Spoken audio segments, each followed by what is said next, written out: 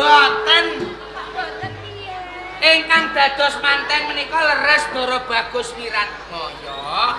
Ning pikantuk putri saking Bojonegoro Kumala Retna. Itu aku le. Ayo, Kang Mas Wiratmaya kok mawa karo aku ya. Banget Wiratmaya iki wong lanang apa? Pun mboten usah dipikir. Perkara Ndara ya Rakim ben. Perkawis Ndara Bagus Wiratmaya mboten usah dipun penggali.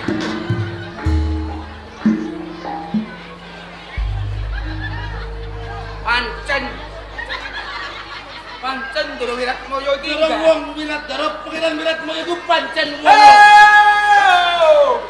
Wiratmaya kae Allah. Sae Wong lanang ora tanggung jawab. Alah betul aku. Wong lanang sing sembrono. Alah bocah anggere menang seketrak ngene iki bakal lancare omongan. Wah nek iki tensine dhuwur. Iya. Nek mangkat Ndara Wiratmaya wis bare. Wong kula nyanjani Ndara Putri. Aku kuwi bendaramu. Nggih, Lah kok kok ino? mboten ngenyek. Niki wau nereske. Nek mantenan teng ngene Tuban kalih Bojonegoro. Kuwi Yai Sadara entuk Kumala Retna, putri saka Bojonegoro. Boten. Lho, Sadara. Iki kok Sampeyan kok geret-geret. sampean Sampeyanku durung rampung. pun mengke dirampungke. Ana apa? Sampean ngendikan kalih kula, Sampeyan pentak. Lor, aku gawekno layang undangan. Rampung apa derek? Sampun rampung. Isine undangan. Dadi mantene Ndara Bagus Wiratmaya pikantuk putri Bojonegoro Ndara Putri Kumala Tapi Retna. sing kleru. Wiratmayane dibuka diganti Yai Sadara. Lho, niki pripun? Yai Sadara Ya pun urusi dhewe kena. tidak lawan pun kata. Diajeng Sriwuni. Iki mumpung ana Yai Sadara. Untuk kersa lawan sedulurmu iku. Ana apa diajeng Sriwuni? Mas kamu. Ini pinceng yang sudah umat beri. Mas Wiratmaya. Ora kleru kabeh. Pitakon. Tuban lan Bojonegoro sesuk pancen dianake temanten. Temanten kakung saka Kabupaten Tuban Kang Mas Wiratmaya. Ewon dene putri saka Bojonegoro kang sesile kanggo cukup. Yai Sadara. Hali. Panjenengan dipun atus. Hali Yai.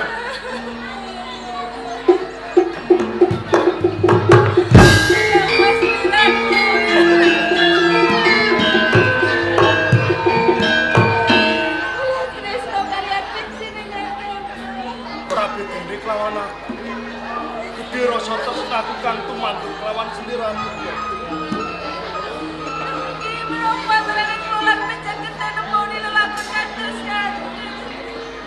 Sapandura prasasan aku ora bisa mecap. Lamun aku bloko lawan sliramu ya. Tapi tak tutup-tutupi perkara iki ing bisike bakal tinapa. Jadi Sriwuni. Saka ngersane Kanjeng Rama supaya aku didhawuhkan lawan Kumala. Monggo babar pisan aku ati rasa tresna lawan Kumala Retna. Wanita sing tak tresnani mung sliramu ya. Lamun aku nemen lelakon sing kaya aku kudu kepiye ya.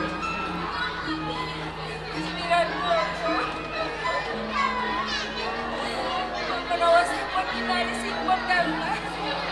Di antarane kula lan menjadi menika boten saged nyawiji. Yo kene sliramu ngucap sing kaya ngono kuwi. Tapi Kanjeng Rama ngesake. Ini pincang panjenengan jauhan kalian. Aku lilo legowo lamun aku ninggalno ana ing Kabupaten Tuban. Lamun tok urip bebarengan kelawan sliramu. Pun Kang. Iku wonten tetepungan. Milih Krisna wonten kedahan duweni. Kula lilo legowo mawi menjadi jauhan kalian Kang Kumala Retna. Monggo menyelapai kemawon Kang Mas. Yen kaya ngono sliramu ra bedane kelawan Kanjeng Rama. bisane meksa kelawan batinku supaya aku didhaupan kelawan Kumalarna. Ya ora dadi ngopo. Aku bakal didhaupan kelawan Kumalarna. Nanging dudu saka kekarepanku. Mergo iki saka kekarepanmu, Dia. Kamas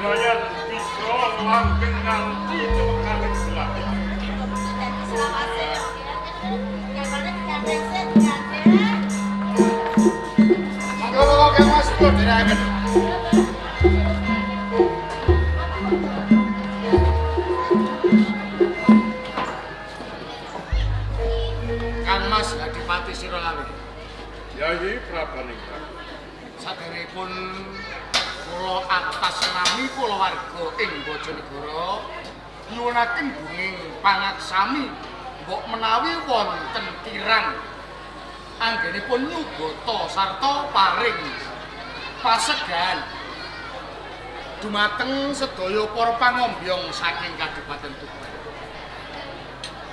Saka Kiragus ora ana kang kuciwa babat pisan. Kapara ndadekake suka gembiraning sawising ing Kadipaten Tuban kelakon bebesanan kelawan ing Kadipaten Bojonegoro. Matur nuwun menawi kados ngaten sakmangke Tuban Bojonegoro sampun dados setunggal. Kewajibanmu? Panjer Pranata tukang foto. Iya, kewajibanmu. Maif bareng Dawuh sinuwun.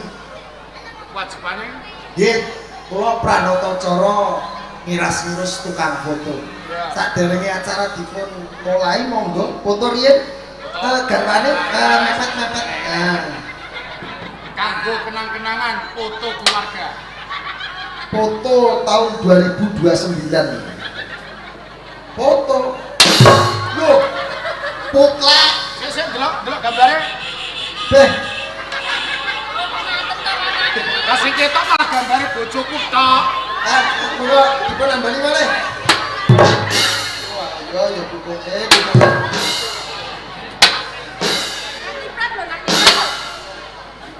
Mas Wi. Waduh, Mas Wi. Eter. Betul. Ana foto kudu ada buklek. Siap tenan. Lho Pranata cok apa? Oh, arang naik kocok.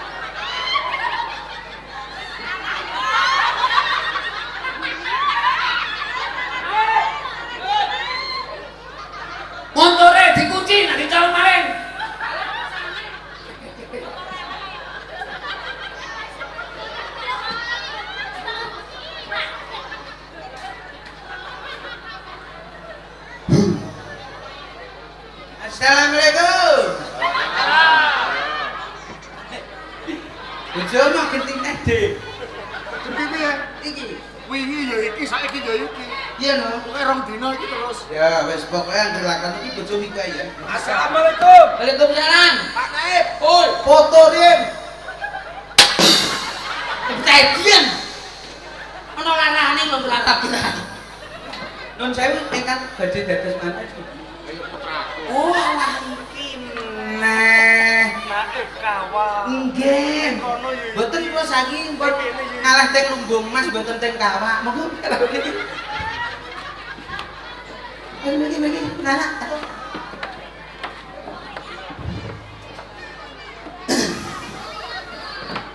Wakil. Wakil. Wis apal. Duh, iki mang ketelote sapa? Assalamualaikum warahmatullahi wabarakatuh. Para tamu undangan kula aturi pinarak ingkang sekeca purun dados paseksen nggih. Ing sonten menika kula badhe ngijabaken kaping 145 antawasipun wong boten dadi terus niki. Mulane kula ijabna terus Ndoro Bagus Wiratmaya kalih Ndoro Putri Kumala Retna. Muga-muga ijab kabul embak-embakan menika mboten langgeng selawase. Muga-muga mboten dados kaki-kaki lili-lili. Dongake ora langgeng. Lah nek langgeng iki ndak ngamuk bojone dhewe-dhewe. Keprukane do tukaran. Kula tene nggih, pun. Lelangan lelangan. Lho cak diantre iso ngono.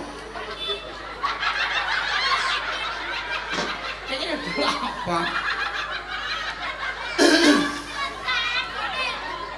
Saderenge kula ijabaken kula catete langkung rumiyin. Bukune ngantek bekok. Asmane sinten, Gus? Wiratmaya. Raden Wiratmaya bin Suralawe. Aduh entek.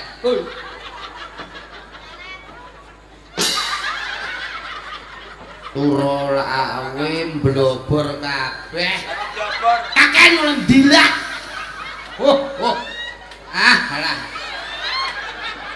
Ana wesine barang iki. Malah apa itu? Nang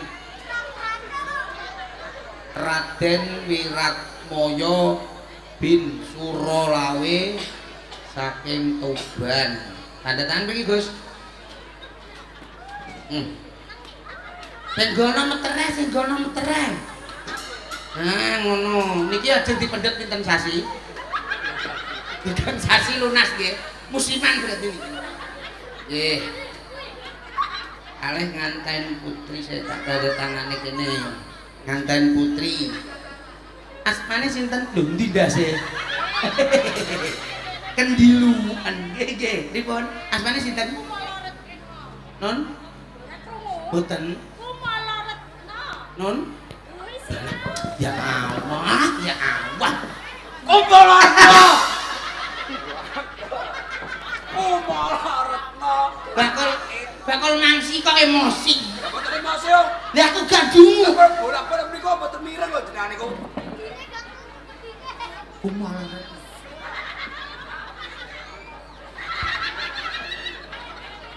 Kumala binti Prabaningrat Bojonegoro. Is asma mriki. Mriki. Nggih. Saged napa mboten? Tangan. Aduh, ya Allah. Mak. Bakul mangsi kok kuring. Senggolno niku nggih meteren. Nih munggah, medun. Terus lebokno bles. Rasa? Aku kok ora krasa blas. Oh, alah Kumala Retna iki kulino mek Bang Amarta. Sampeyan kok ngerti, Pak? Iki kok lunas. Pun kula ijabake nggih. Dados paseksen nggih Pak Bu nggih. Astane pundi Gus? Mengke nek pun kula penak nerone kula nggih.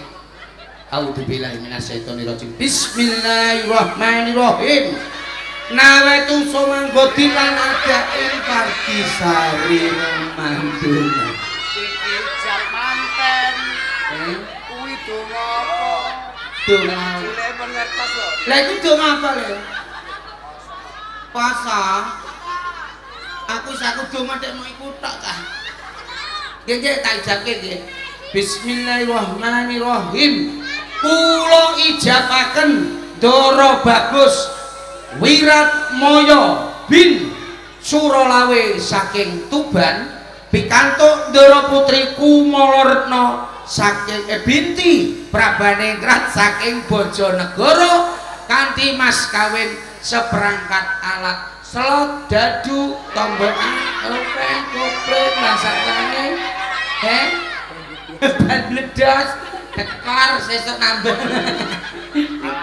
alat sholat seperangkat alat sholat dibayar kanthi tunai kula tampi nikahipun Kumalaretna binti Prabaningrat saking Bojonegoro kanthi mas kawin seperangkat alat sholat dibayar tunai. wis apa lho tiwas tak ijabno pun do balik nggih pun mboten sah nggih mboten sah mboten sah niki nggih kok wis mbok ringkes lho Dik aku ape ndang nimbal kok aku ape ndang ngajani masjid ngono lho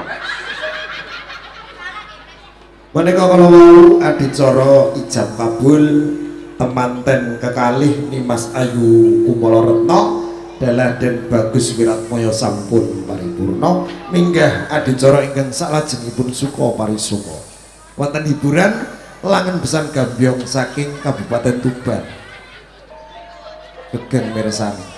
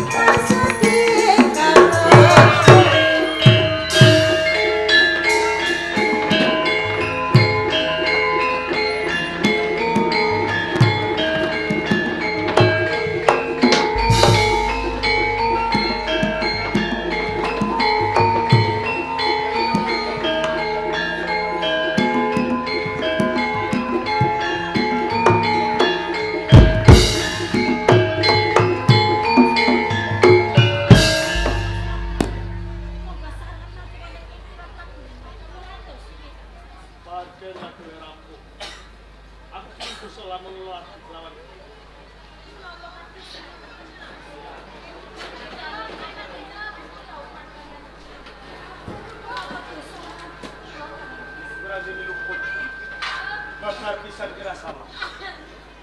Nanging ngertenono Kumalaretna. Tenane aku ora tresna kelawan kuwi. Mergo apa? Ana salah sawijine wanita sing wis bisa ngratoni sajroning atiku. Ora ana liya.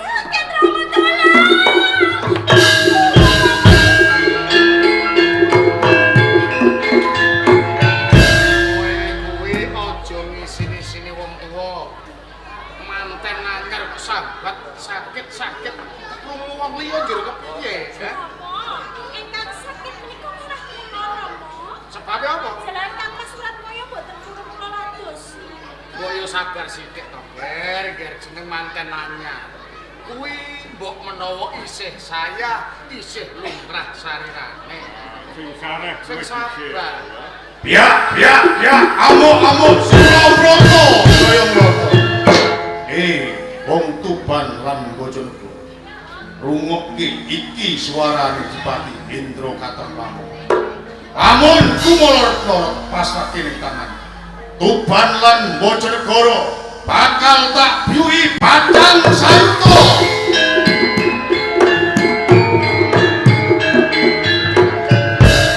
Oleh Wiratmaya dawuh katinggalan Kadipaten Bojonegoro kategal Adipati saka ing Lamongan Indragatok ing ujug bakal njaluk garwamu Kumalaretna.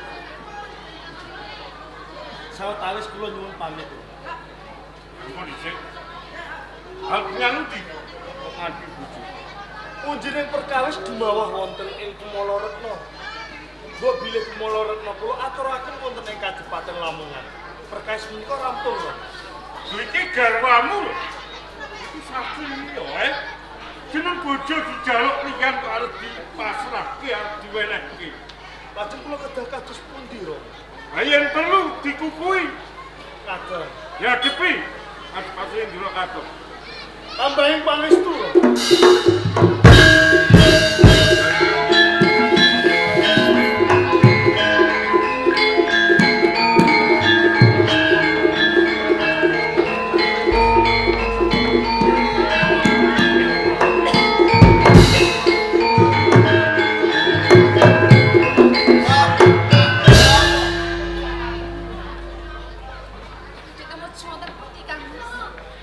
Arep ngundurku Adipati saka Kadipaten Lamongan.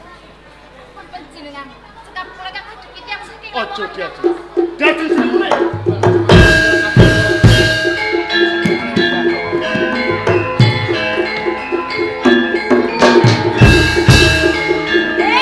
Wong saka Lamongan. Iki ora bocah uceng garing sapa kowe? Aku Senopati saka Tuban nglabuhi Bojonegoro. Senopati Tuban Ya. yen pancen kono maju. Ayo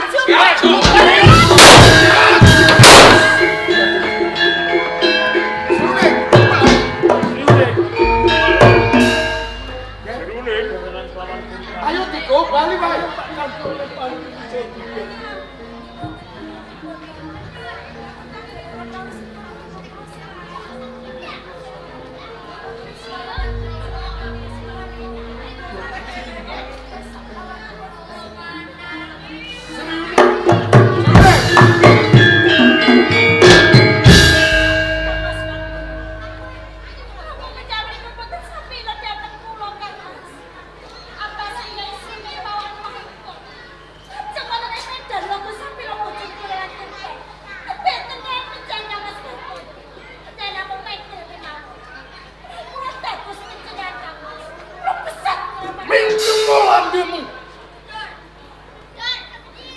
Ning kene aku ora bakal sabilo kelawan kowe. Nanging aku sabilo katresnanku. Sriwune.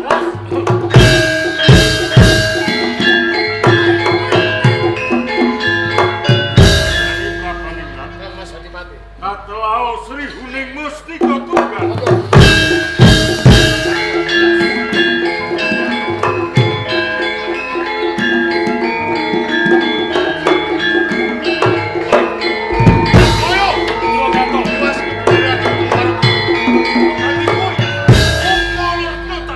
Tabrakan iki wayah kematian.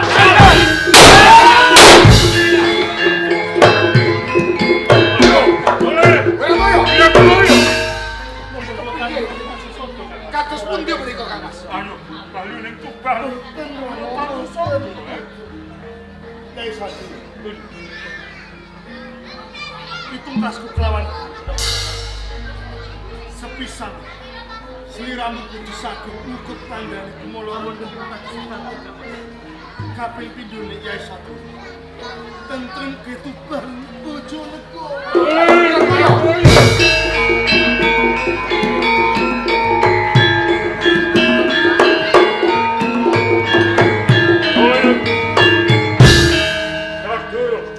Ojo kaya bocah cilik adepi Indragatok. Ayo.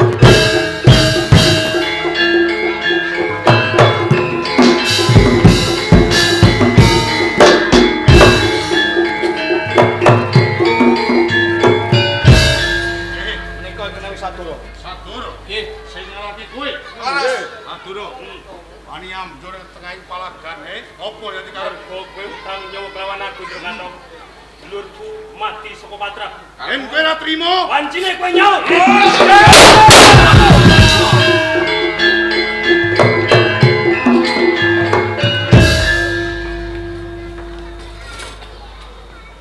Yai Prabani. Kang Mas Adipati kados pundi?